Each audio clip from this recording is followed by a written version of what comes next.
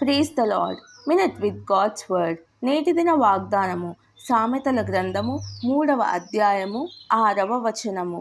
నీ ప్రవర్తన అంతటి అందు ఆయన అధికారం నాకు ఒప్పుకొనుము, అప్పుడు ఆయన నీ త్రోవలను సరళము చేయును. కష్ట సమయాల్లో ప్రార్థించడం కష్టమే, కానీ దేవునిపై నిందలు వేయడం, గుసగుసలాడుకోవడం మరియు కేకలు వేయడం మన నాలుకకు తేలిక. క్లిష్ట సమయాల్లో మీరు ఎందుకు అదుపు చేసుకోలేకపోతున్నారు? మీరు దేవుణ్ణి పూర్తిగా విశ్వసించకపోవడం మరియు మీ మార్గాలను ఆయనకు సమర్పించకపోవడమే దీనికి కారణం.